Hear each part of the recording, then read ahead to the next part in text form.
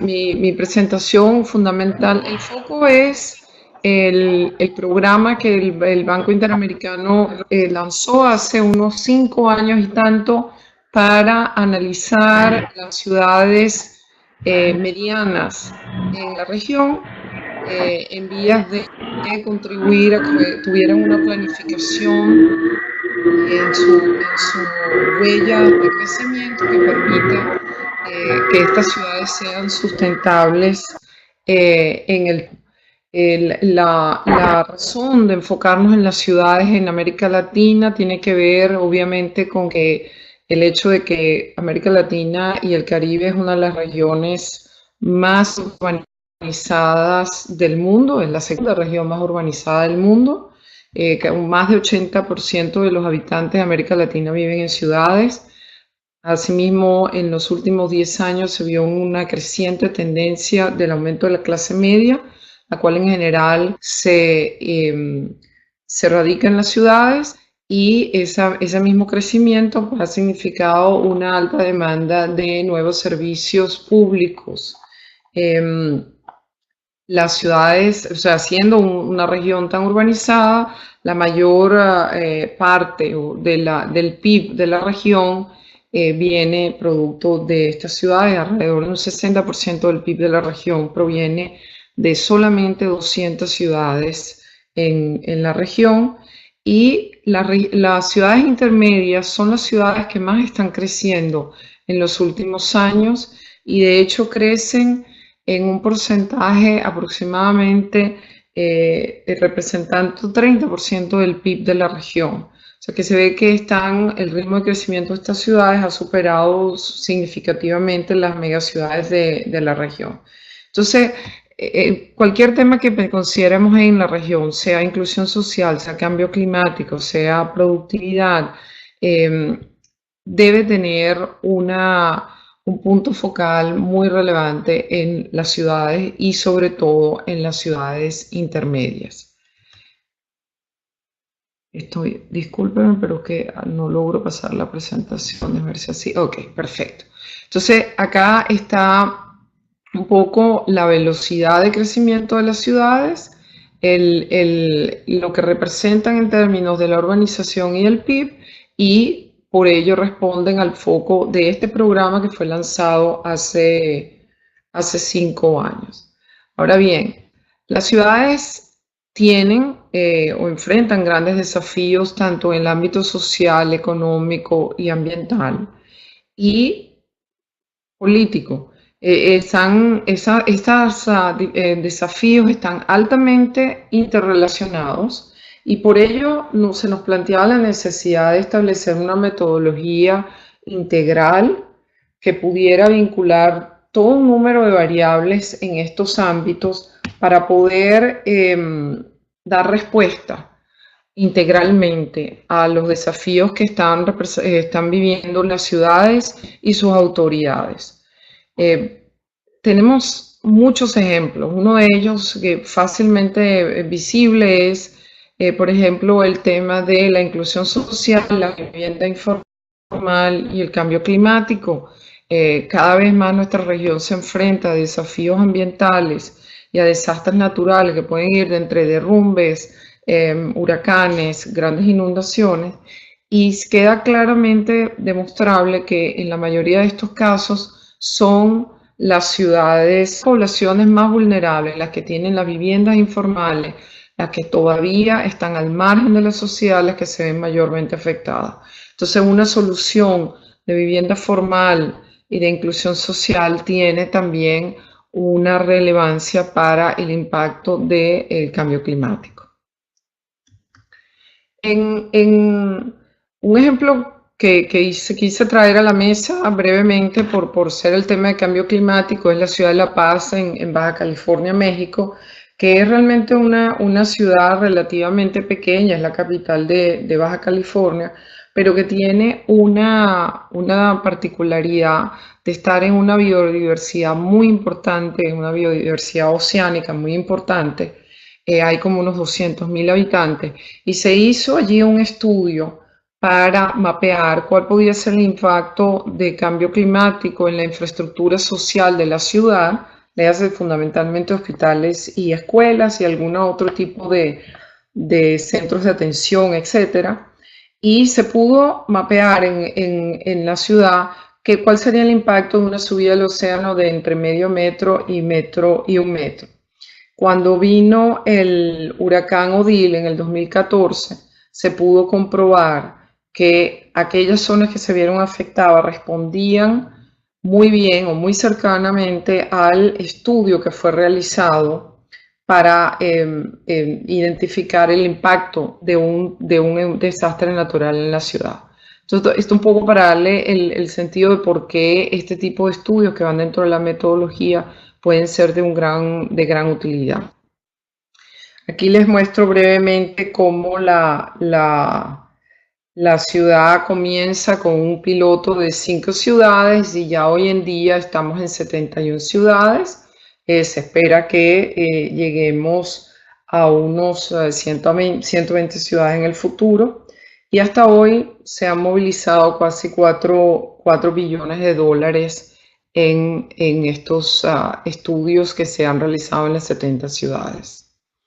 La metodología de la ciudad de ICES es, como dije, es integral, es interdisciplinaria y busca organizar, identificar y priorizar las intervenciones urbanas para hacer el frente a los principales obstáculos que impiden que haya un crecimiento sostenible en estas ciudades. Tenemos la dimensión ambiental y de cambio climático, la urbana y la fiscal y de buena gobernanza, y un nuevo módulo que se está desarrollando, que es el módulo de competitividad, para reflejar mejor la importancia de la actividad económica y el empleo dentro de las ciudades para que se logre la sustentabilidad integral de las mismas.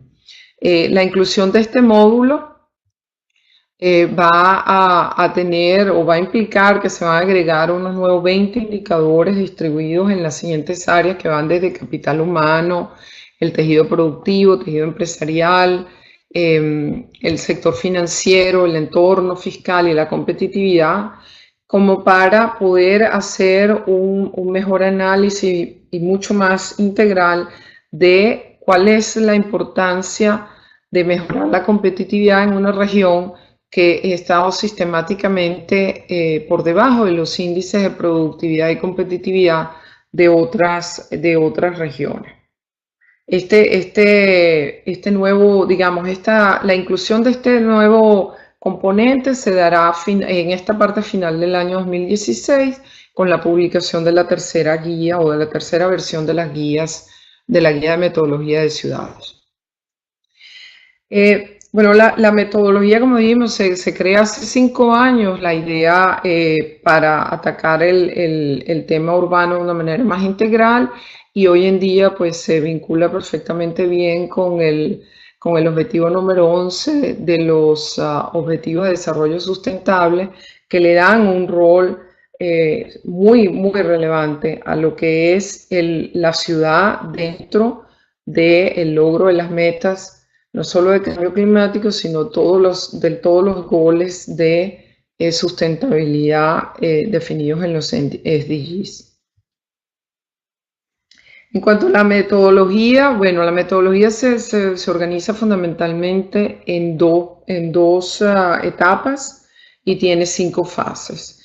Y las 2 etapas pues son de gran relevancia. La primera etapa, la del núcleo de metodología, que termina con el plan de acción, es fundamentalmente en la etapa de análisis, de estudiar las variables, de participar con los distintos actores y stakeholders para identificar cuál es el diagnóstico, digamos, y cuál es la priorización de los problemas dentro de esa ciudad y que quedan publicados en el plan de acción. Y luego la etapa de ejecución, que es la etapa de hacer todos los análisis de preinversión, luego desarrollo de proyectos e inversión en los mismos.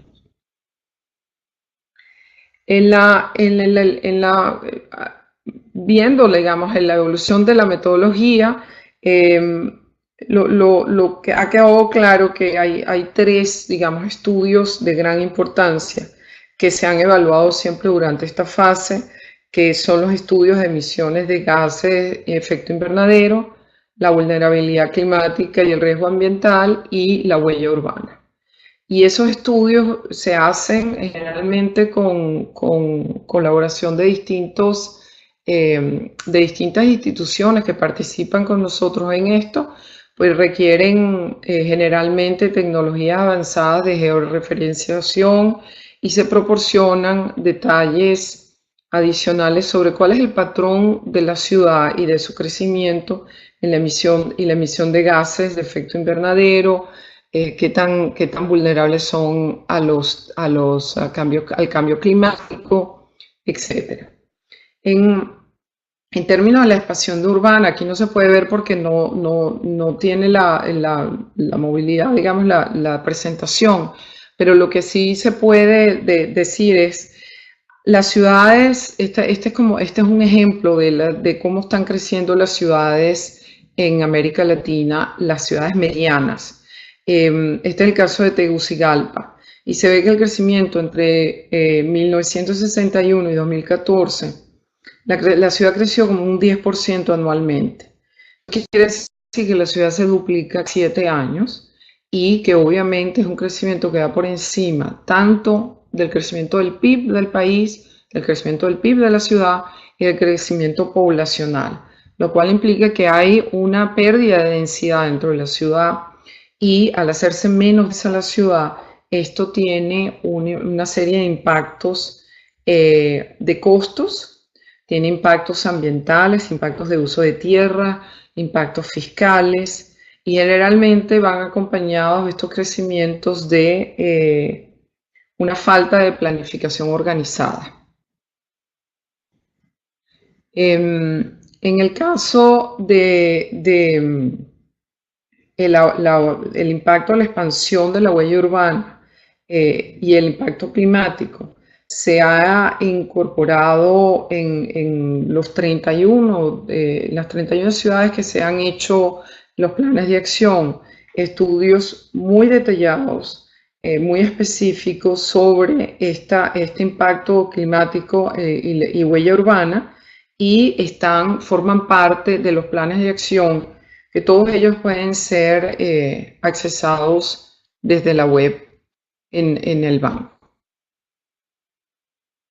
Asimismo, se está haciendo un especial énfasis en herramientas que son de gran utilidad para la toma de decisiones de las autoridades. En este caso reflejamos una herramienta que fue realizada con el Instituto Austríaco de Tecnología, que es una plataforma para estimar los costos de la infraestructura para la expansión urbana y reflejar cómo el costo en una situación de crecimiento tendencial no ordenado es muchísimo más alto que en el caso de un crecimiento ordenado e inteligente. Pueden ver que en la gráfica que representa como un 20% cuando hay planificación inteligente versus el crecimiento desordenado. En la metodología, en el análisis diagnóstico, en promedio tenemos unos 144 indicadores dentro de estas 3 áreas de sustentabilidad y a los cuales se van a agregar los de competitividad, del módulo de competitividad que mencioné anteriormente. Y luego de hacerse todo el análisis, pues trabajando con las autoridades, trabajando con stakeholders importantes de cada ciudad, se seleccionan, se priorizan y se hace un sistema de semáforo que se basa en también estudios técnicos, se trabaja mucho con las universidades y la academia para hacer la priorización y en base a eso obviamente aquellos que quedan en rojo son los que tienen la mayor prioridad, luego naranja y verde son aquellos que están dentro de los patrones que se comparan con los benchmarks de otras ciudades.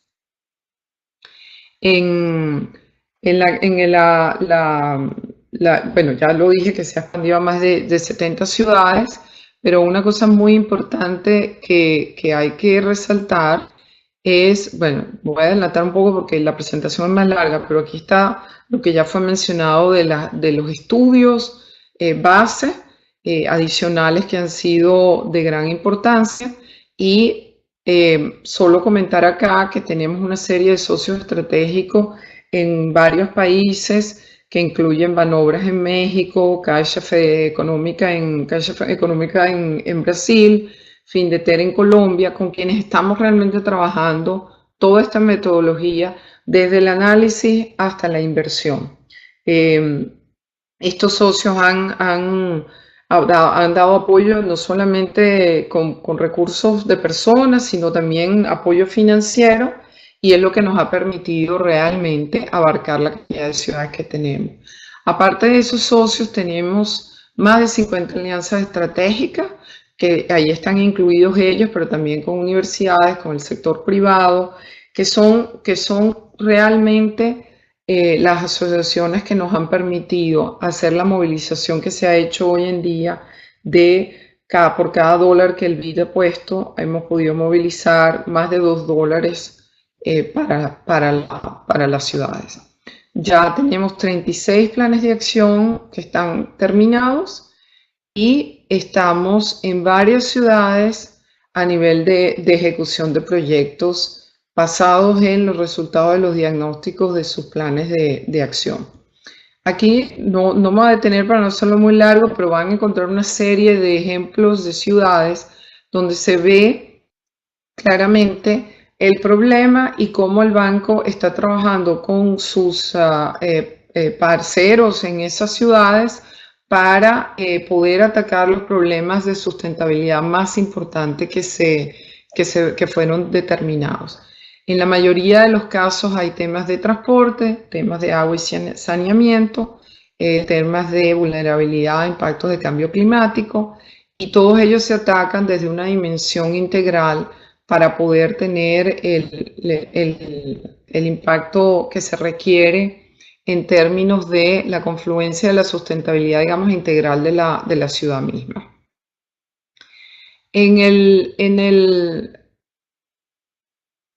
Acá. Es importante, este es uno de los grandes desafíos que tiene el programa y que tiene la realidad misma de lo que está sucediendo. El ciclo del proyecto es demasiado largo, estamos hablando de entre 6 y 9 años, desde el momento que se hace el diagnóstico hasta que entra en funcionamiento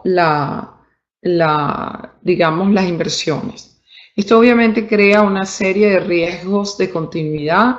Generalmente este es un ciclo mucho mayor al ciclo político de las ciudades, lo cual hace que sea difícil realmente hacer el seguimiento. Se hacen más largos por los cambios políticos en algunos casos y se pone a mayor dificultad la movilización de recursos del sector privado. En lo que se ha realizado hasta ahora, hemos tenido 23 operaciones. Estos ya son préstamos del banco que han estado acompañados con asociaciones estratégicas por un monto de 2.3 billones de dólares. Esto da ese total de casi 4 billones que se ha podido movilizar para las ciudades. Estas son las cuatro áreas fundamentales que salen consistentemente en los análisis: transporte, agua y saneamiento, residuos sólidos y energía. Es aquí donde la mayor parte de los recursos se demandan. Aquí hay un cuadro que básicamente lo que muestra es lo que hemos levantado de cuánto se requiere en preinversión, que son unos 630 millones, y en inversión unos 20 billones.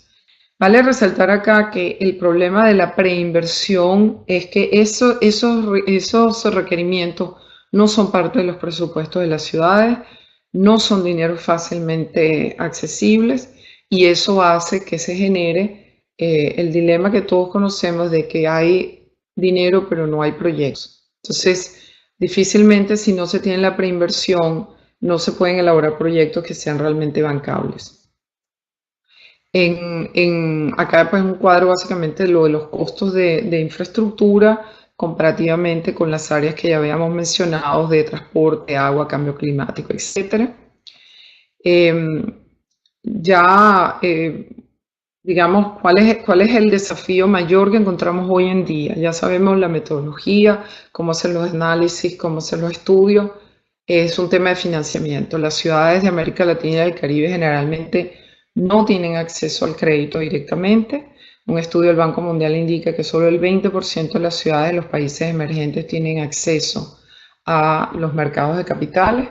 En general en la región las ciudades son de un rating crediticio de W, lo cual no permite que vengan los inversionistas institucionales grandes y dependen generalmente de transferencias gubernamentales federales que pueden ser no, digamos, no constantes, que tienen cierta subjetividad política en algunos casos, dependen de que de su propio impuesto predial, que es generalmente muy bajo en la región, es muy por debajo del 1% que está en los países de la OECD, y de las tarifas de servicios públicos que en general en la región están muy por debajo de lo que se requiere para garantizar un servicio de buena calidad y su mantenimiento.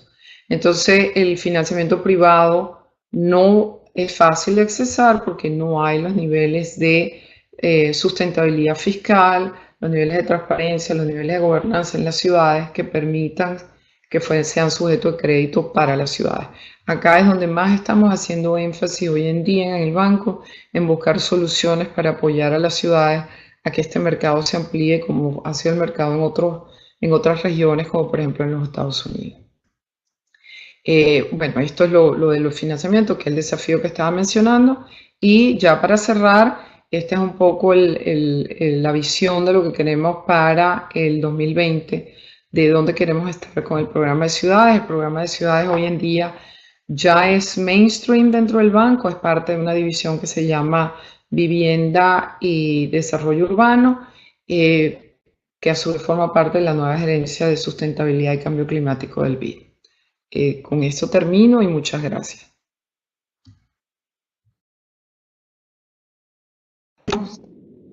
Muchísimas gracias, Daniela. Sin duda alguna, las ciudades bueno, es un tema grande en nuestra región, ¿verdad? Sobre todo porque todas sufrimos en alguna medida de ese tema importante de la falta de planificación, precisamente que ahora se nos agrava un poco con todo el tema del cambio climático. Entonces ahora vamos a volver a hablar un poquito más en detalle tal vez sobre ese tema ya concretamente de cuáles son los desafíos que presentan las ciudades en términos de adaptación, ¿verdad? Recuerden hacer sus preguntas por el chat mientras tanto, y entonces le voy a dar la palabra entonces a Melina Campos, nuestra otra experta de IVOS, para hablar también de un tema que es importantísimo, no solo a nivel de ciudades, sino también en la parte rural, ¿verdad? Que es el tema de energía. Entonces, adelante, Melina. Voy a... Buenas. Ahí está. Buenos días, muchas gracias Daniela por la presentación sobre el tema de ciudades, verdaderamente muy interesante el trabajo que está haciendo el banco y pues me gustó mucho, me inspiró muchísimo conocer esa experiencia. Yo les voy a hablar del tema de energía renovable, cómo lo trabajamos en IVOS.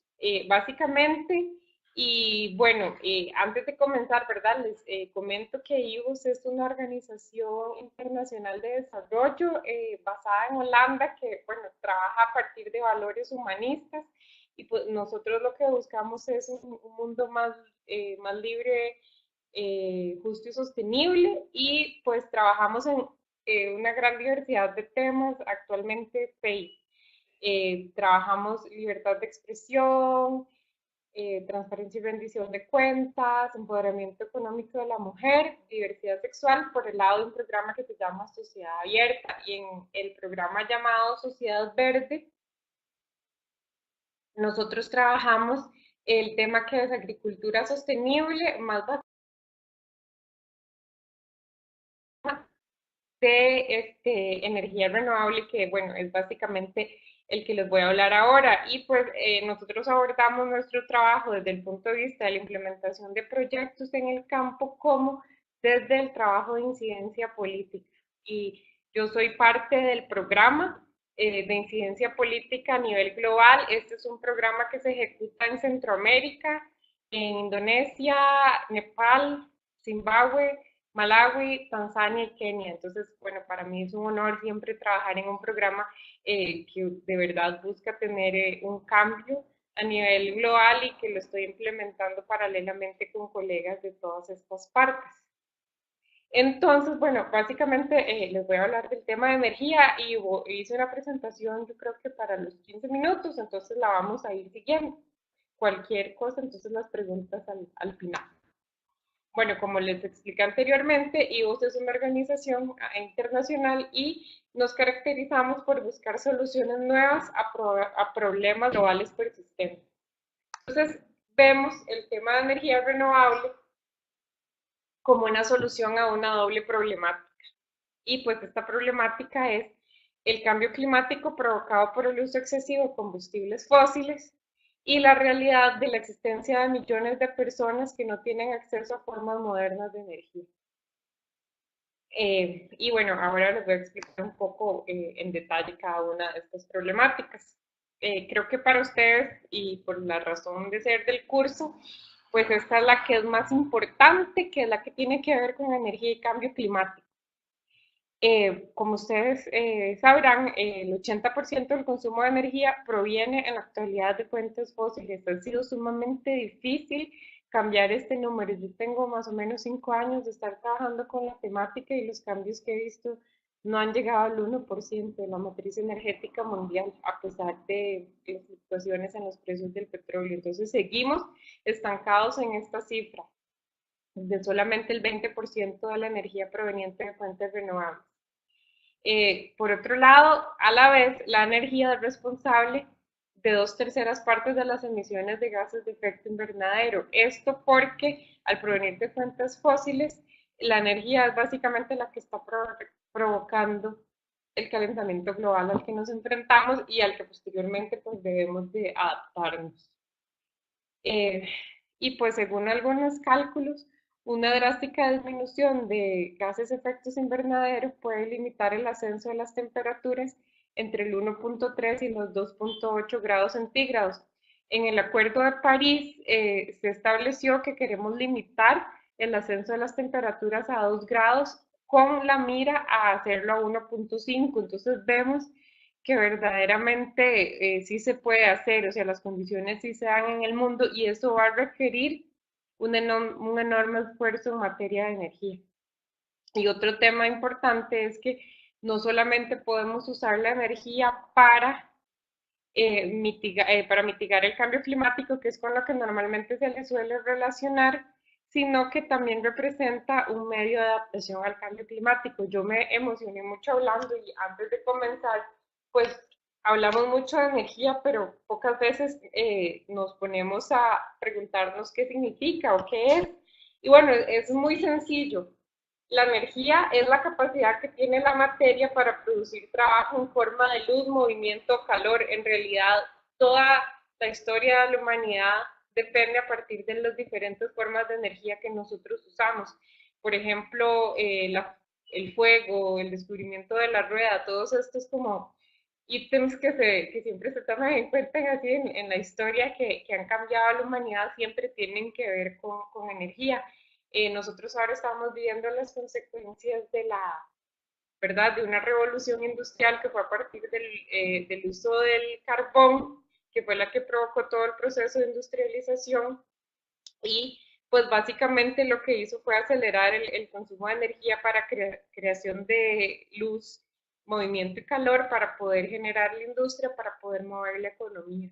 Entonces ahora pues lo que queremos es de alguna manera, ¿verdad?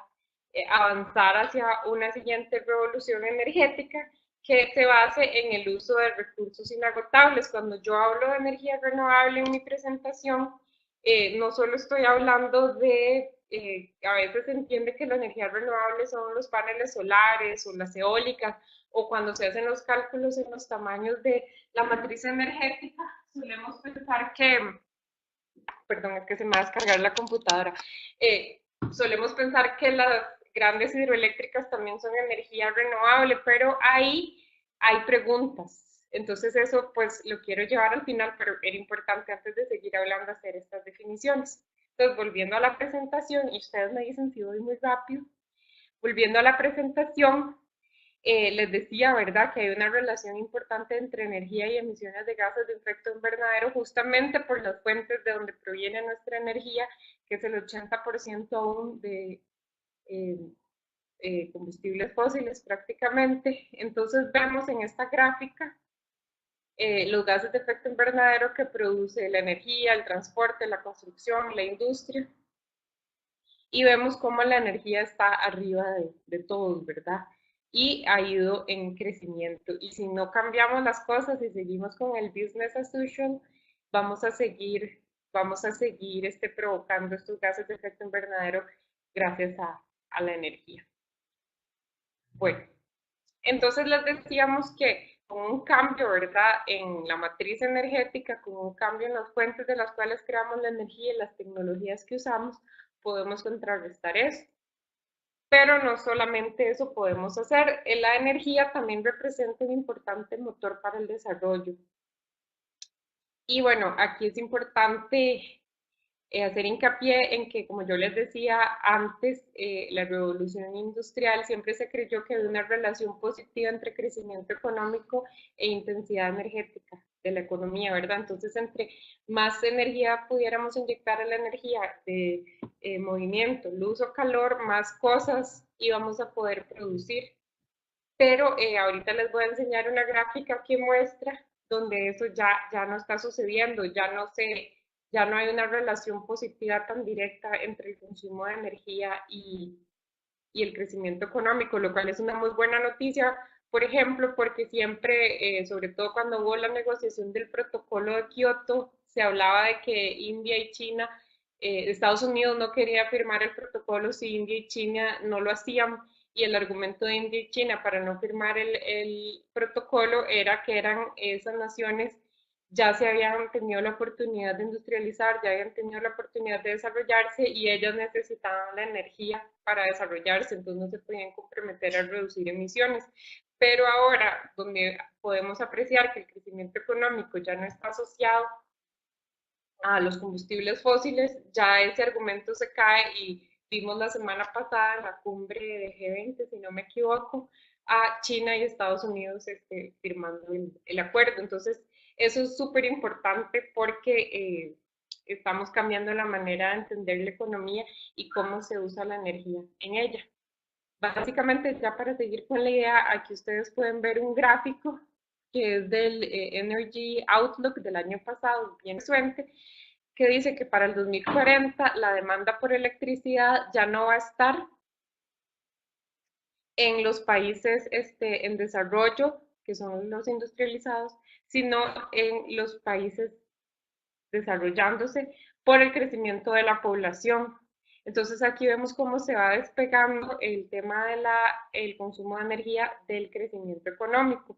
Pero entonces eso nos pone una nueva pregunta, y es decir, ¿qué energía queremos consumir para desarrollarnos? Y cómo la energía puede representar una fuente para mejorar nuestros medios de vida y un motor para el desarrollo sin necesariamente tener que contaminar.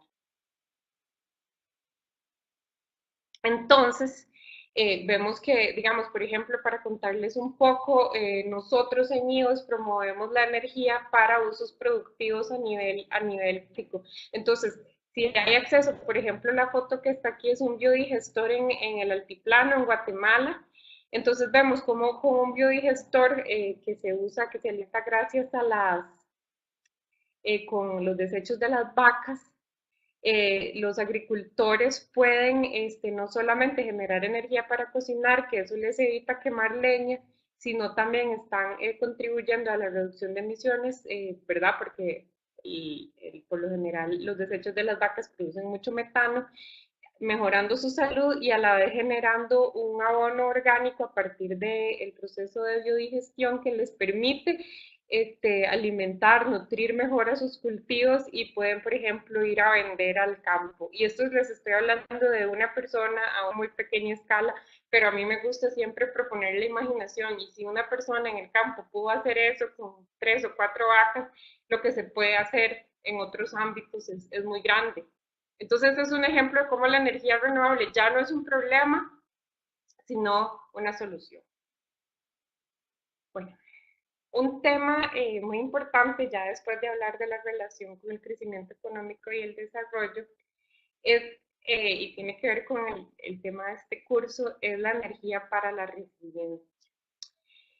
Bueno, me imagino que ustedes las semanas pasadas han estado hablando bastante de estos temas y siempre, siempre, siempre se ha asociado el tema de energía con mitigación. Entonces, por ejemplo, las personas que trabajamos en energía a veces nos hemos sentido como excluidas de ciertos procesos porque se nos dice, no, nada más hay que reducir emisiones y ya, ese es el rol que juega la energía en la agenda del cambio climático.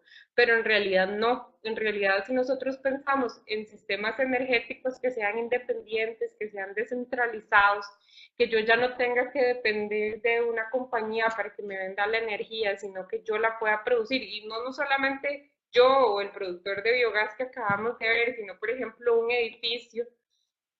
Eso hace que si surge, por así decir, un choque externo, como puede ser un desastre natural, el hecho de que yo tenga la independencia de producir mi propia energía me va a permitir ser más resiliente hacia ese choque, porque yo en mi edificio, yo en mi casa voy a poder generar la energía que necesito y no me voy a quedar como en Nueva York. Me acuerdo las imágenes de la gente corriendo para ver, buscando dónde cargar los celulares, sino que esto, por ejemplo, pensar la energía de esta manera nos puede hacer pensar cómo ser más resilientes hacia las amenazas que recibimos, y esto es por poner un ejemplo.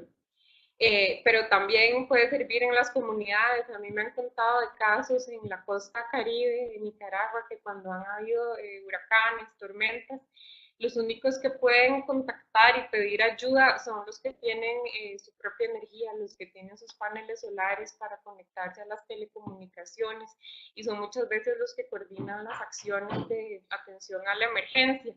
Entonces tenemos que ver que teniendo sistemas descentralizados de energía, podemos ser pues, más fuertes hacia los embates externos porque no estamos dependiendo de un externo. Y algo que es muy importante también no es solamente controlar el sistema en sí, sino también tener acceso a las fuentes por las cuales se produce la energía.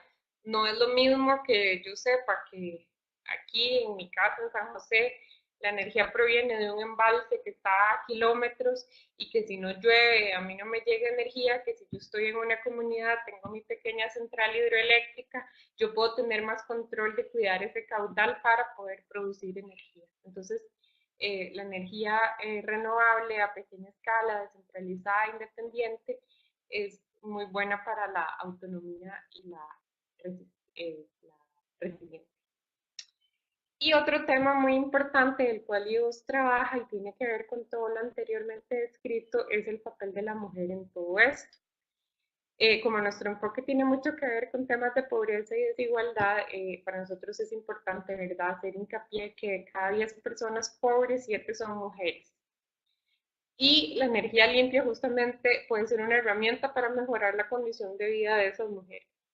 Porque, por ejemplo, un sistema de biogás, como vimos anteriormente, les puede dar la oportunidad de generar su propia energía para cocinar en su casa, para no depender de la quema de leña. Y también les puede dar pues seguridad para crear sus emprendimientos económicos a partir de la energía. Por ejemplo, una red eléctrica puede ayudar a que se conecten máquinas de coser y que las mujeres puedan hacer su propia ropa. Pero no solamente hay que verlo desde el punto de vista, ¿verdad?, de las personas pobres, sino que en general, pues también en las ciudades hay muchos retos en que la energía puede beneficiar a las mujeres. Y otro tema importante es que nosotros promovemos es que las mujeres son fundamentales en el diseño de soluciones y políticas energéticas, porque si no se toma en cuenta a las mujeres cuando diseñamos una solución energética, una política, etcétera, puede que aumenten las brechas de género en las comunidades, en los lugares, etcétera, donde estamos trabajando el tema de energía. Entonces, siempre, siempre, siempre es importante, y no hay una receta, pero siempre es importante tratar de preguntarse cómo afecta las relaciones de género cualquier programa, proyecto o política de energía, y eso es algo que en IOS promovemos. Otro tema que promovemos y por el cual estamos bastante felices con los resultados tiene que ver con las mujeres como líderes del cambio energético. Entonces nosotros hemos promovido concursos para que las mujeres manden diferentes iniciativas en temas de energía, cómo puede haber innovación social, innovación tecnológica promovida por las mujeres. El año pasado teníamos 2 premios para un concurso y recibimos más de 50 propuestas y las queríamos premiar todas. Entonces sí vemos que si se les da el espacio, las mujeres tienen mucho que decir en cómo transformar los sistemas energéticos y eso es algo que estamos promoviendo. Si les interesa, nosotros trabajamos también con una organización también basada en Holanda, que está de hecho en nuestras oficinas, que se llama Energía, como en español, y es la red de género y energía global. Está coordinada por una mujer maravillosa que se llama Sheila Oparocha y tiene montones de conocimientos sobre el tema. Su trabajo es básicamente en Asia y en África y nosotros estamos tratando de traerlo a América Latina. Entonces, cualquier cosa si les interesa conocer, ellos tienen kits de prensa y tienen bastantes materiales para abordar el tema de género y energía que les puedo compartir. Bueno, una vez dicho todo esto, este, vamos a ver el tema de energía en América Latina. La semana pasada yo estuve en la primera semana de las energías renovables organizada por el BID y OLADE, entre otras organizaciones como CEPAL y el PNUD en Panamá. Y de verdad que fue muy interesante para mí como poder confirmar la realidad de que América Latina es la región más desarrollada en términos de energía, si se quiere, en el mundo, pues del mundo en desarrollo, por así decirlo. Incluso en algunos casos, por ejemplo, la región del mundo con mayor matriz eléctrica, con la matriz eléctrica más limpia, incluso más limpia que Europa o Estados Unidos. O sea, nosotros en América Latina somos los que estamos produciendo la energía más limpia, en otras palabras, mientras que en el mundo 20% de la energía proviene de fuentes renovables, y ahí les recomiendo también una fuente maravillosa que es REN 21.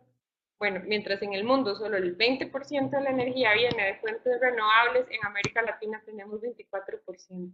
Somos los que estamos subiendo el promedio mundial y aún así es menos de la cuarta parte de la energía que producimos y gastamos, consumimos en la región.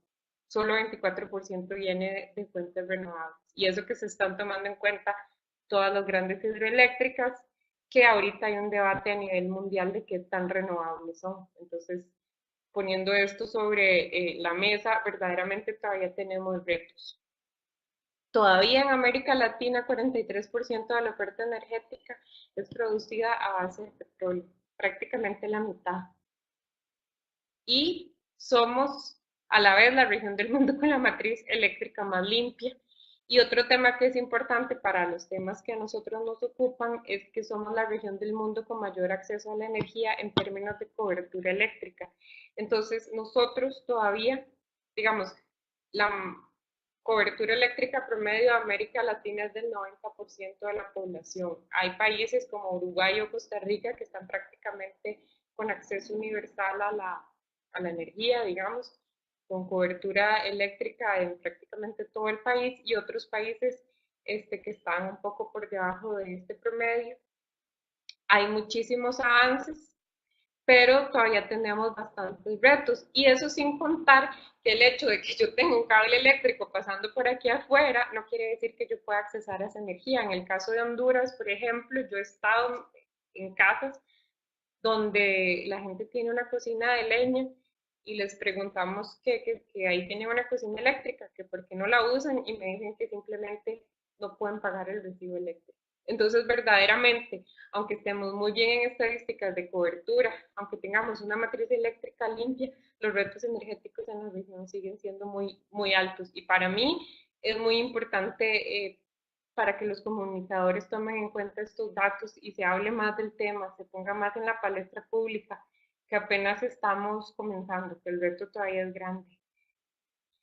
También la semana pasada en la conferencia un presentador de WWF hablaba de qué pasa si no lo vemos en términos de que somos la región que está mejor en el mundo, sino que vemos cuánto presupuesto de carbono estamos gastando. Y también los datos son abrumadores, porque si bien tenemos la matriz más limpia, aún así nos estamos comiendo todo nuestro presupuesto de carbono. Entonces, bueno, esos son temas que quisiera dejar ahí para que hablemos. Y a esto se relaciona, ¿verdad? Después de esta conversación ya podemos ir haciendo algunas aclaraciones. La energía no equivale a electricidad. Entonces, cuando hablamos de que tenemos 90% de cobertura eléctrica, no quiere decir que las necesidades satisfechas de energía estén cubiertas. ¿Por qué? Porque, como habíamos dicho antes, la energía es la capacidad que tiene la materia para producir trabajo en forma de luz, movimiento y calor. Y en América Latina y en el mundo en general, el calor por lo general no se produce a partir de electricidad. En muchos países, sobre todo en el sur, se produce a partir de gas natural, pero la realidad es que en muchos países, como en Centroamérica, como en el sur de Chile y en otras regiones, se quema leña para producir calor. Y son 65 millones de personas, si yo no me equivoco, en el mundo, los que están quemando, no, en América Latina, según datos del PNUD, que están quemando leña para producir calor, ya sea para cocción o para calefacción en zonas altas.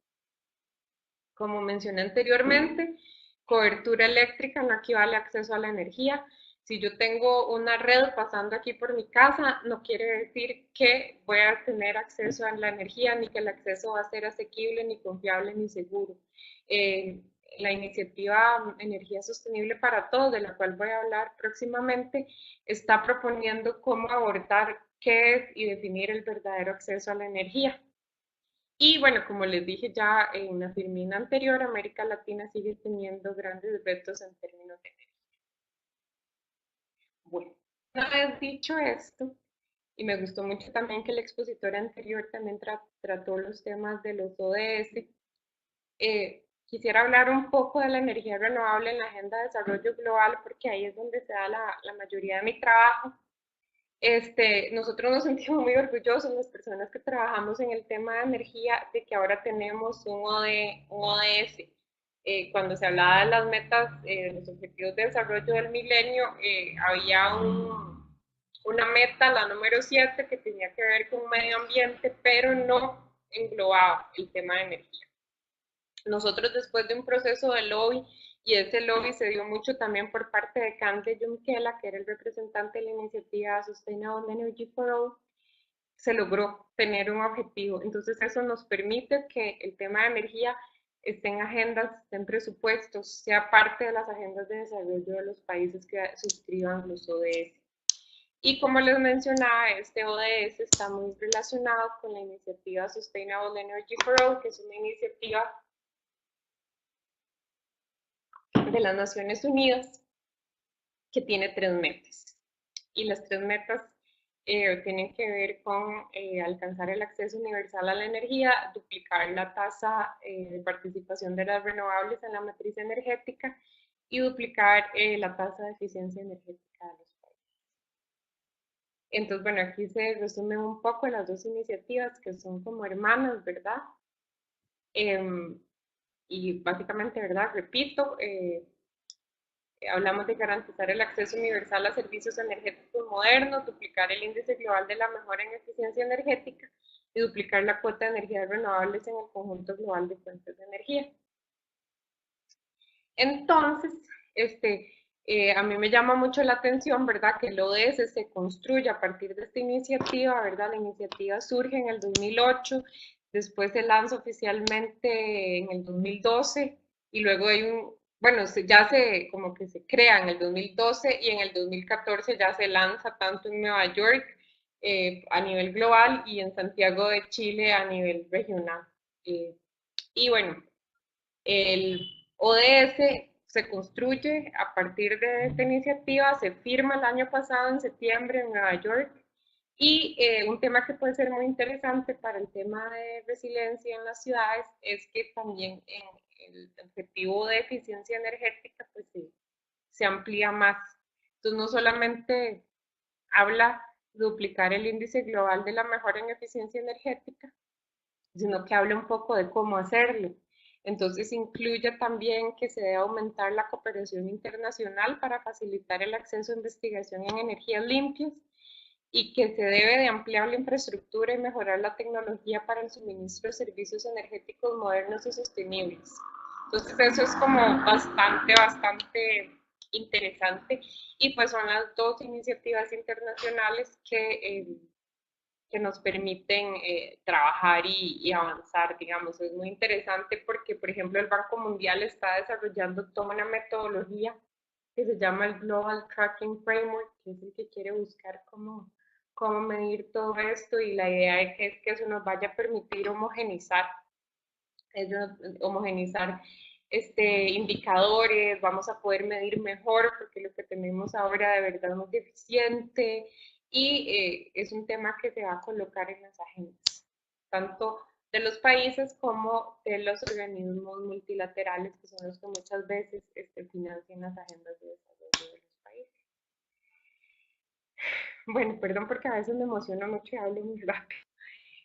Bueno, y finalmente yo aquí les quiero presentar algunos ejemplos con fotos de lo que puede hacer la energía. Yo le decía temprano a Amber y a Katiana que porque nuestro trabajo es básicamente a nivel rural, los ejemplos que yo les traigo son rurales, pero yo quiero abrirlos a la imaginación de todos ustedes, de cómo los podemos imaginar en otros ámbitos. Entonces, bueno, mucho para atacar el tema, ¿verdad?, de los 65 millones de personas que todavía dependen de la leña para cocción y calefacción, nosotros proponemos cocinas limpias y biodigestores.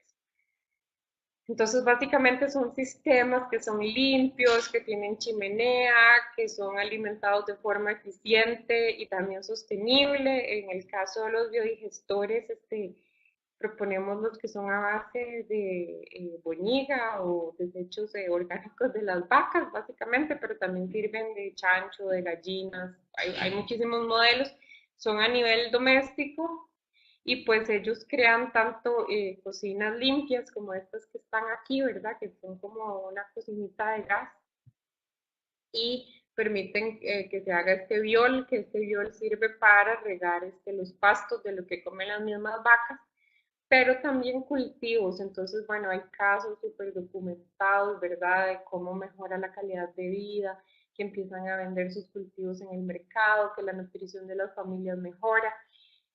Ambos tienen un potencial de mitigación bastante grande. Por ejemplo, un biodigestor doméstico puede llegar a mitigar más o menos 6 toneladas de, de carbono al año, mientras que una cocina limpia unas 2 toneladas, porque el biodigestor mitiga tanto leña como desechos de las vacas y las cocinas solamente ahorra leña, pero ellas se siguen alimentando de leña. Lo que se busca es construirlas de una forma eficiente y aquí la Universidad de Colorado, un centro de investigación en Berkeley han sido líderes y pues lo que hace IVOS también a nivel mundial es meter estos programas en los mercados voluntarios de carbono. Entonces nosotros hemos logrado vender bonos de carbono generados por estos programas que sirven para alimentar los programas y que una vez que los programas se quedan sin financiamiento de la cooperación, los alimentos, los programas se mantienen a partir de los ingresos de los mercados de carbono. Entonces es bastante interesante y yo trabajé por 2 años en eso. Entonces cualquier cosa también tengo bastante conocimiento. Por otro lado, trabajamos la energía solar. Por ejemplo, es un panel solar, una bomba de agua que se alimenta de energía a través de un panel solar. Entonces, esto es súper importante también para hablar de adaptación, porque durante la sequía, cuando no llueve, estos sistemas nos ayudan a generar riego. Y entonces pueden ser bastante interesantes. Tuvimos una experiencia en Boaco, en Nicaragua, y estos sistemas verdaderamente ayudaron a mejorar la calidad de vida de las personas y las mujeres. Y aquí disculpen que como que se me corrió la foto, estas son pequeñas centrales. Las pequeñas centrales hidroeléctricas son sistemas igual, ¿verdad? Hidráulicos, pero a muy, muy, muy pequeña escala. A mí personalmente me gustan mucho porque por lo general se construyen en zonas aisladas donde no llega la red. Son manejados por las comunidades desde el minuto mismo de su planificación, construcción, y hay casos súper bonitos, exitosísimos, donde las mismas comunidades, a partir de los ingresos generados por el pago de servicios, empiezan a generar recursos y los mismos recursos son invertidos en la comunidad. Ellas crean fondos revolventes y pues generan muchísimo desarrollo y yo les puedo hablar de 2 casos exitosísimos que a mí me transmitieron. Melina, perdón que te interrumpa, es que tenemos algunas preguntas y no tenemos muchísimo tiempo, ¿verdad? Para toda la sesión, entonces tal vez si podemos abordar tal vez este tipo de cosas un poco más ampliamente, pero ya en relación con las preguntas que tenemos, porque sí, perdón. Okay. Bueno, varias, pero las puedo repasar, las puedo usar rapidísimo. Y ya para terminar, tenemos trabajo con comunidades y trabajo de empoderamiento de las mujeres. Entonces yo les ponía la pregunta de cómo imaginamos esto en la ciudad. Bueno, no, muchísimas gracias, Melina. Más bien, obviamente el tema para muchísimos, muy interesante. Lo que queremos siempre en este curso con todas las sesiones es tener diferentes voces, diferentes experiencias, ¿verdad? Desde diferentes sectores para que ustedes tengan una visión bastante rica en este sentido. Pero bueno, vamos entonces a las preguntas que tenemos, ver algunas, si no queremos hacer esto así como demasiado grande, porque sabemos que sí, que todos, ¿verdad?, tienen el tiempo limitado, pero bueno, en todo caso hay mucho interés en el tema, ¿verdad?, en las dos presentaciones. Entonces, bueno, voy a iniciar, Brigitte Hernández del Diario Sol de Margarita, Venezuela, le pregunta a Daniela, dice que cuáles son los desafíos, los principales desafíos para las regiones insulares, específicamente las islas del Caribe. También tenía una consulta sobre qué son exactamente ciudades intermedias, tal vez eso de cómo es que se determina el tamaño de las ciudades a la hora de definirlas, ¿verdad? Sí, bueno, la definición de las ciudades medianas es básicamente hasta 2 millones de habitantes, empezando por unos 200.000 habitantes. No es una digamos, categorización dura, pero allí cabe fundamentalmente casi todas las ciudades medianas de la región. Pero el punto importante es que se seleccionan ciudades medianas que están creciendo tanto en el Producto Territorial Bruto como en su población por encima de la media del país propio, ¿ok? Entonces se hacen esas dos categorías para poder determinar cuáles ciudades se pueden atender fundamentalmente en el programa. Como comprenderá, hay una enorme demanda, no es fácil para el banco acceder a eso, trabajar con los socios en cada país, es la fórmula que vemos para poder extender la metodología a mucho que puede hacer el banco directamente. En términos de las islas del Caribe, lo que hemos encontrado hasta ahora es que los temas que mostramos de transporte, agua y saneamiento y desastres naturales siguen siendo los temas fundamentales. Obviamente en el caso de las islas del Caribe es una situación similar a la de las costas de la región que están ampliamente afectadas potencialmente por la subida de los niveles del mar en los escenarios de cambio climático. Y la mayoría de la población en la región está en poblaciones costeras. Entonces, es un tema que afecta no solo a las islas, sino a todas las zonas costeras. Ahora, cada ciudad, cada país tiene temas específicos en términos de sustentabilidad fiscal, ambiental, gobernanza o capacidad de generación de empleo y competitividad. Pero esto sí, digamos, a grandes rasgos es lo que se ve en la mayor parte de la ciudad.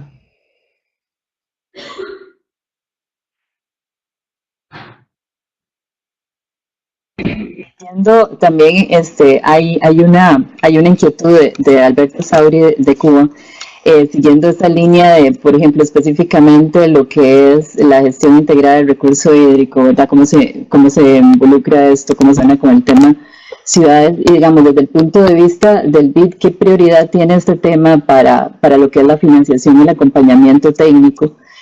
¿Cómo se pueden proponer e implementar proyectos para este fin, ya específicamente con lo que se refiere a la gestión integrada del agua?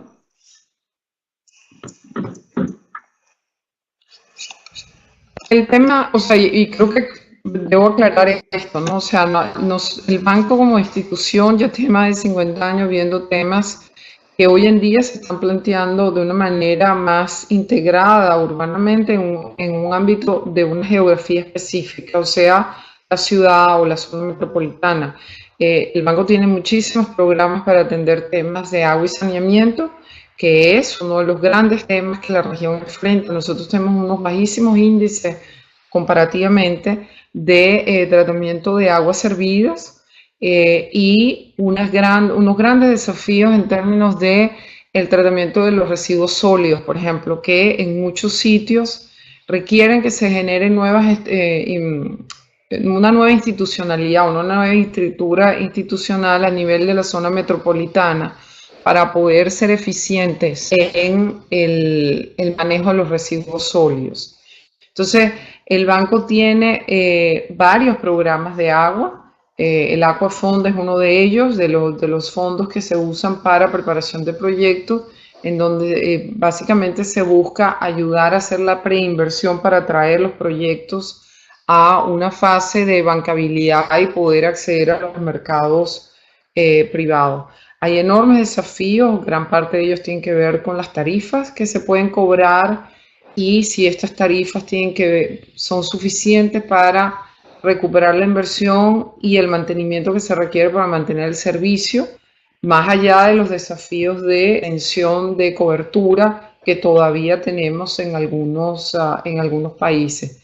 El caso específico de la ciudad, lo que se trae es todo ese conocimiento que se tiene sectorialmente en el tema de agua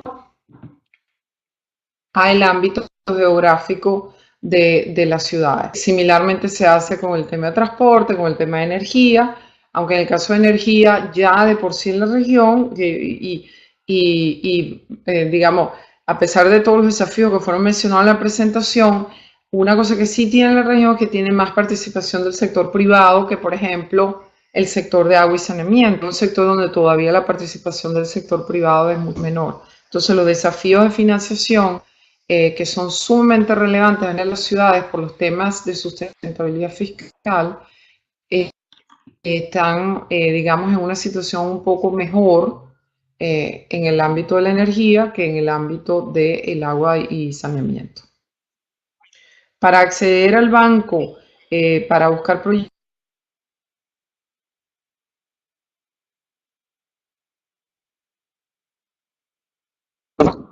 Hola, perdimos el audio.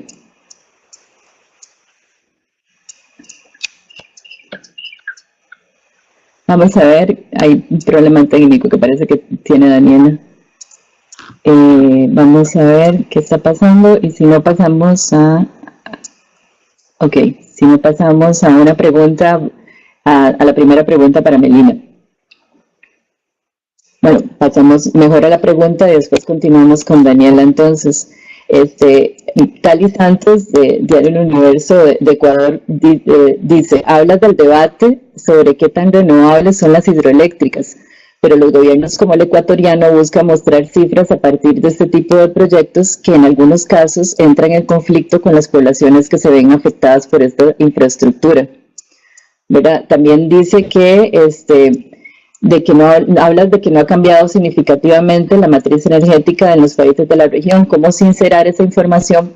Pues los gobiernos, como en el caso de Ecuador, hablan de cambios en altísimos porcentajes en la matriz energética, pero esta no toma en cuenta, por ejemplo, el sector transporte. Ok, Sí, creo que ambas son muy buenas preguntas. En el caso de qué tan renovables son las hidroeléctricas, no hay una receta, digamos, no hay una, yo no puedo decirles que todas las hidroeléctricas son renovables ni que todas las hidroeléctricas no son renovables, sino que es un tema de verlo caso por caso. Por ejemplo, yo he estado estudiando que en Brasil, justamente para evitar hacer grandes como problemas ambientales, a veces lo que hacen es, en vez de hacer un gran embalse, hacen como una serie de embalses más medianos.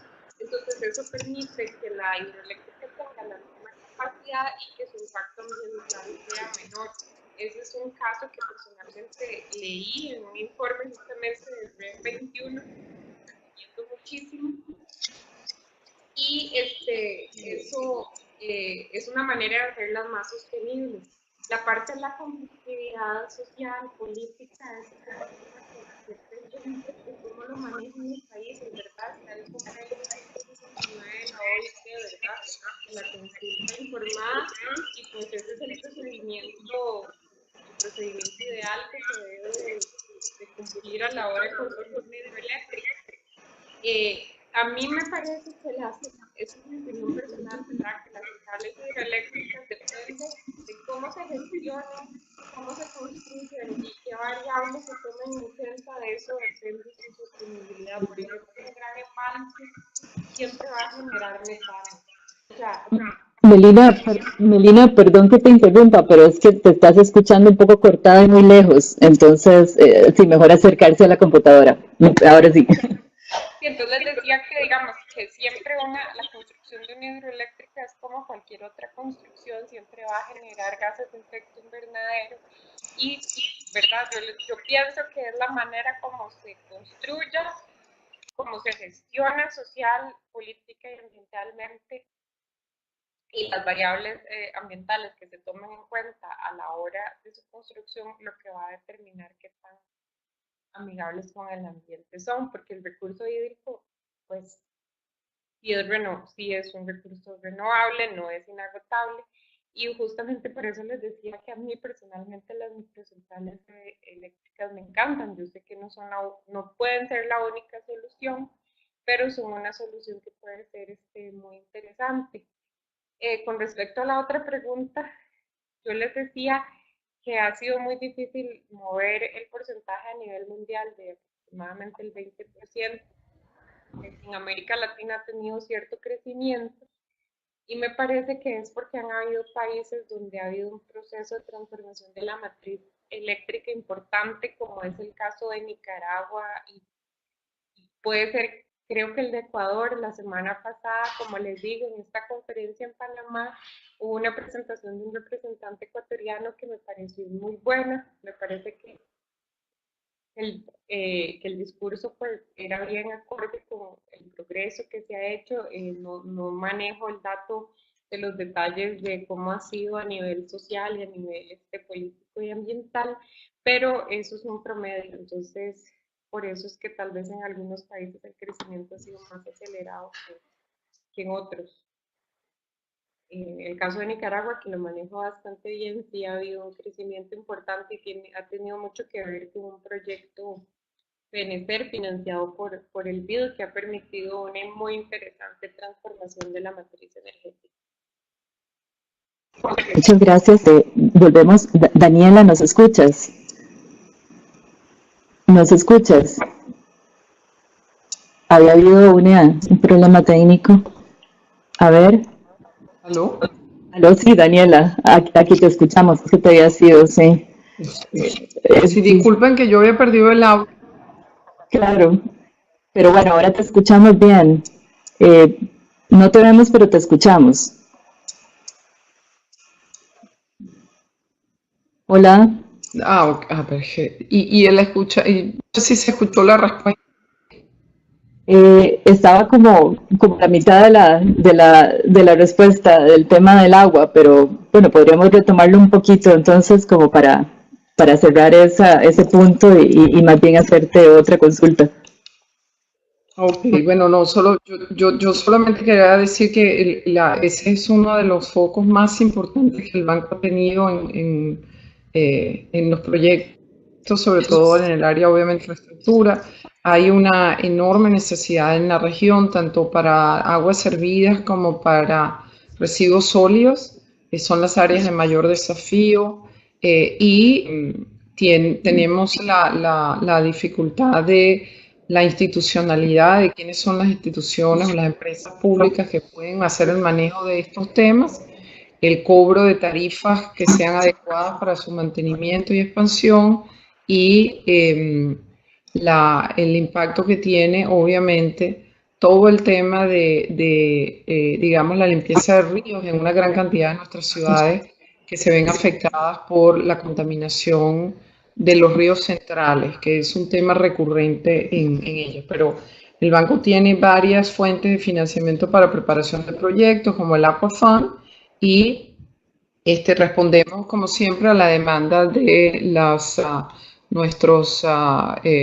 países, nuestras ciudades, cuando hacen una demanda para ver un tema o un proyecto en la región. Muy bien, muchas gracias. Aquí hay un par de consultas que voy a resumir en una, es de Ana Cristina Camacho Sandoval de Costa Rica y Juliana Retamoso de Perú.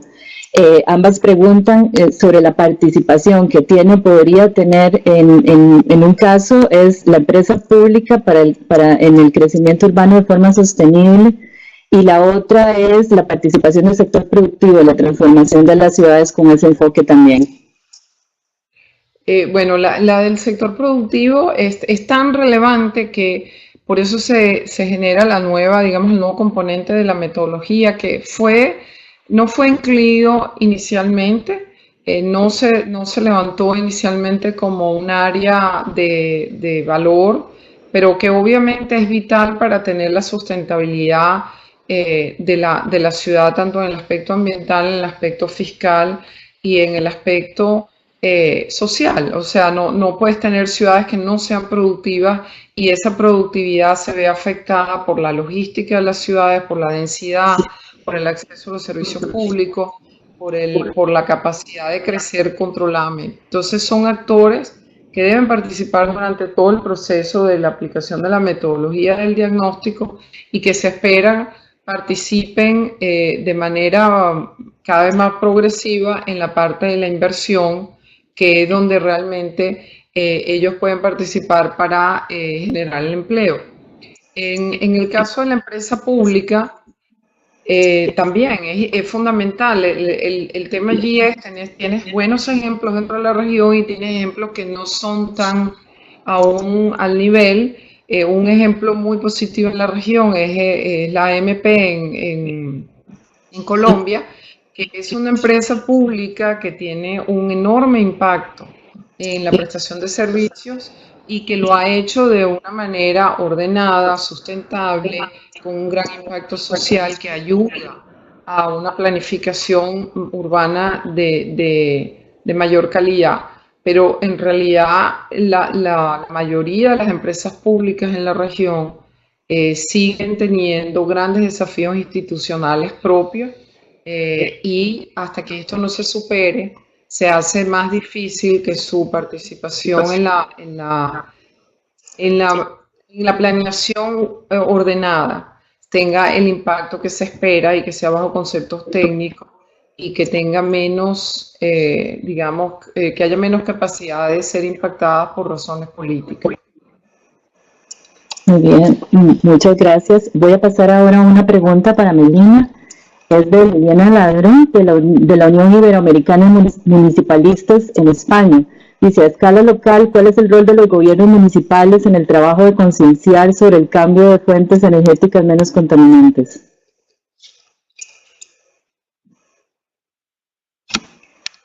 Melina, no se escucha. Verás que no te escuchamos. Sí.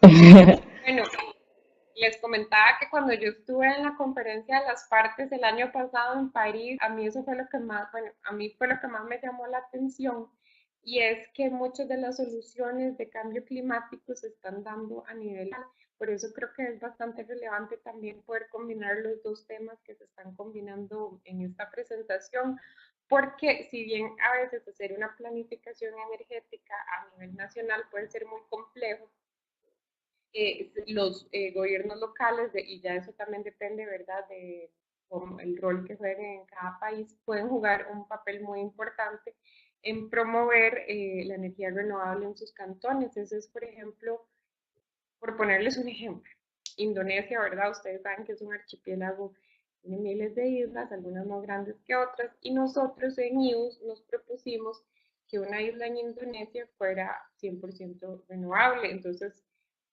se nos ocurrió la idea, en realidad se le ocurrió a ECO, mi jefe, y él fue y le dijo al gobierno de Indonesia, ve, yo tengo esta idea. Y el gobierno le dijo, hey, nos suena bonito. Y el gobierno local se comprometió y ahorita está el Banco Asiático de Desarrollo y la empresa privada de Indonesia, la empresa de electricidad local, haciendo ese sueño posible. Entonces, es un sueño de sostenibilidad que nace desde lo local y que busca replicarse a nivel mundial, entonces, o global o a nivel de país. Y ahora esta isla, que es la isla de Sumba, pues es un ejemplo súper inspirador de cómo el desarrollo se puede dar a partir de la energía. En este caso es una isla, ¿verdad?, sin acceso a la energía, pero eso también se puede hacer en lugares donde la energía provenga de fuentes no renovables o donde no sea segura, etcétera. Entonces, desde lo local sí se puede comenzar un movimiento para la energía renovable y eso también obviamente depende de las capacidades que tengan las municipalidades, porque yo sé que dependiendo del país son más o menos autónomas. Entonces, por ejemplo, siempre trabajar con gobiernos locales es importante porque están más cerca de los recursos. Por ejemplo, cuando hay un río, es más fácil, digamos, manejar los recursos de ese río a nivel local que de una planificación nacional más centralizada. Entonces, sí tienen muchísimo que aportar y creo que depende pues de su disposición y también de su capacidad de gestión. Gracias. Vamos cerrando entonces la última pregunta ya para Daniela. Voy a decir dos preguntas entonces acá. Gilberto Montaño, de Noticias del Medio Ambiente de México, pregunta qué opinión tiene con respecto al programa de la ONU Compact Mayors, Pacto de Alcaldes. Y Liliana, de la Unión Iberoamericana de Municipalistas, también dice que la ciudad se duplica cada 7 años. ¿Qué hacemos entonces? ¿Cómo planificamos y aportamos desde la comunicación para frenar esa constante y evitar los costos ambientales? Gracias. Bueno, el pacto de alcaldes que viene, digamos, promovido por las Naciones Unidas dentro de la red de la C40, tiene una enorme importancia porque uno de los, digamos, hay varios temas muy claves para saber hacia dónde debemos movernos en las ciudades.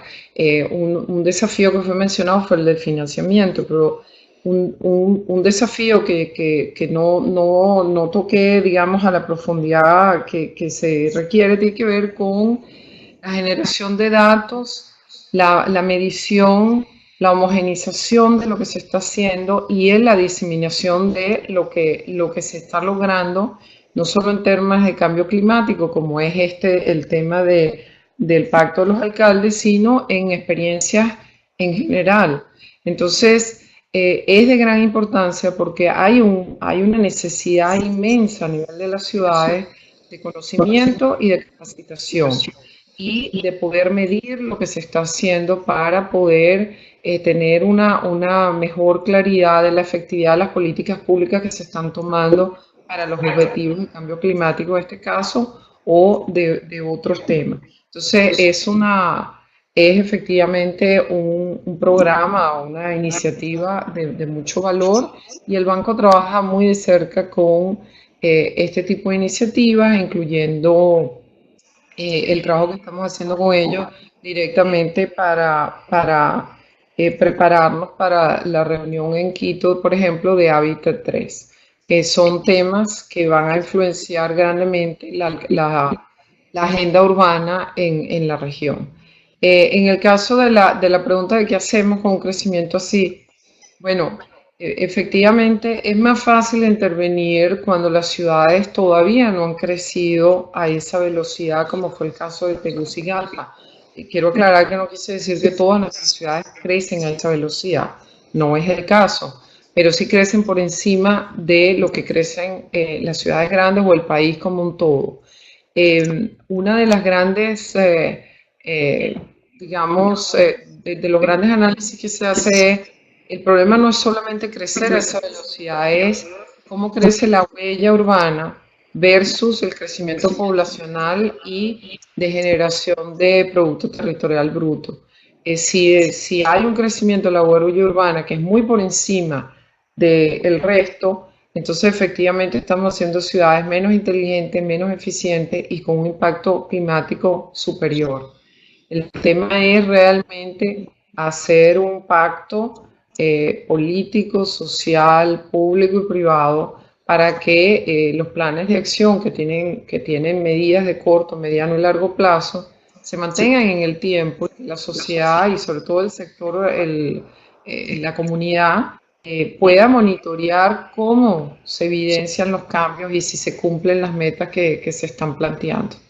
Eh, de esa manera el crecimiento hacia adelante debe tener una integralidad y un orden que no se ha logrado hasta ahora. Y eso es lo que se busca hacer con estos análisis y estos planes de acción, que el crecimiento a futuro sí sea ordenado y se puedan revertir hasta cierto punto los crecimientos desordenados del pasado. Muy bien, muchas gracias, Daniela. La última pregunta, entonces, para Melina, para ir cerrando, voy a resumir un poquito algunas inquietudes. Sonia Vivanón de Perú, que dice cómo podemos hacer para que todas esas experiencias se conviertan en políticas públicas, y recojo también un par de inquietudes de Liliana Retamoso, ¿verdad? También de Perú, y Soledad Santa Marina, que cómo hacer que participen más las mujeres en esos procesos de desarrollo y cómo hacer más rentable la implementación de esos sistemas, por ejemplo, los casos que presentaba, ¿verdad? Tratando de masificarlos más. Wow. Bueno, justamente me gustan mucho las preguntas y lo bonito es que un poco se responden entre ellas, porque justamente nosotros la semana pasada, en el marco de esta conferencia que les comentaba, nos hacíamos la pregunta, ¿cómo llegar a esta última milla, como se llama en inglés, last mile, ¿verdad? En América Latina. Y nosotros justamente como red de organizaciones de la sociedad civil y como IVOS proponíamos sistematizar lecciones aprendidas de cosas que funcionan y cosas que no, para que a la hora de hacer planes regionales y nacionales de energía se puedan usar estos ejemplos de casos exitosos y que esto sea parte de una política pública que considere no solo la energía conectada a la red, sino también por la energía fuera de red, que es necesaria y ya está totalmente comprobado para alcanzar las metas. Entonces sí, creemos que si nosotros como redes de la sociedad civil logramos participar en estos procesos, podemos aportar a que esto sea parte de las políticas públicas. Nosotros ya nos pusimos de acuerdo con colegas, con el Hub regional de la estrategia Sea for All a nivel latinoamericano, como IVOS y con nuestras contrapartes, de sistematizar estas experiencias. Entonces esperamos hacerlo en el corto plazo. También estamos tratando de hacer un curso para ministros de energía por medio de OLADE, que es la Red Latinoamericana de Energía. Y la pregunta era eso, ¿verdad? Que si existen experiencias y cómo se convierten en políticas. Por eso yo decía que se contestaba sola. Entonces, esta sería de alguna manera nuestra propuesta. Y por supuesto también la participación de las organizaciones que tienen este conocimiento, que se hagan consultas, que nosotros podamos incidir, que podamos comentar. Eso es sumamente importante, digamos. Y eso es lo que busca la iniciativa Sea for All, que tiene tres pilares, que es la empresa privada, el sector público y la sociedad civil. Entonces, esperamos que por ese lado, por el lado de las mujeres, como ustedes vieron, ¿verdad? Hay grandes oportunidades para las mujeres a partir de la energía Y pues lo que nosotros proponemos es que las mujeres no solamente se entiendan como usuarias de energía, digamos, si bien nosotros mismos tenemos programas de cocción limpia de alimentos, ¿verdad? A partir de biogás o de cocinas eficientes, nuestra apuesta es que las mujeres sean líderes del cambio energético, que no solamente se les vea como usuarias o beneficiarias finales de proyectos, sino que hayan espacios para que las mujeres puedan presentar propuestas, puedan también ser parte de las consultas, sobre todo cuando es a nivel de sus comunidades, y pues que hayan espacios. Una idea que tenemos es, por ejemplo, hablar con mujeres parlamentarias para que ellas nos ayuden a liderar los debates en temas de energía a nivel de Centroamérica, o también poner espacios, generar espacios donde mujeres parlamentarias o grandes influencers del mundo de la energía, por poner un ejemplo, Mónica Araya en Costa Rica, quien quita que una Cristiana Figueres, puedan hablar con las mujeres como las que vieron en las fotos, ¿verdad? Las que su vida fue transformada a partir de el cambio en la tecnología energética que utilizan y que juntas podamos crear una solución. Nosotros creemos mucho en la colaboración, en los espacios de diálogo, y esa sería una de las maneras. Muchísimas gracias, Melina, y muchísimas gracias también, Daniela. Realmente ha sido muy enriquecedor hablar de este tema. Es un tema, como decía antes, ¿verdad?, que nos presenta una serie de retos, sobre todo para nuestra región. Tenemos, como han visto, mucho potencial, pero también tenemos cosas que resolver, y esto es parte de lo que se aporta a la discusión. Entonces, les agradecemos muchísimo a todos y todas el haber participado, sobre todo a las expositoras, el haber compartido su tiempo y su conocimiento con nosotros. Y bueno, nos vemos en la próxima sesión, que va a ser entonces el siguiente martes. Ya después nos comunicaremos para dar los detalles del caso. De nuevo, muchísimas gracias, Melina, muchísimas gracias, Daniela, sobre todo porque bueno, no pudimos hacer esta sesión, Melina no estaba, Daniela tampoco pudo, entonces bueno, era hoy el día que podíamos realizarlo, y la verdad es que ha sido un gran aporte. Muchísimas gracias a ustedes y a todos por la participación. Nos comunicamos entonces por medio del curso. Esto está siendo grabado, entonces también les vamos a mandar toda la grabación también para que puedan revisarla, igualmente las presentaciones, para que tengan los datos. Muchísimas gracias. Hasta luego. Gracias. Hasta luego.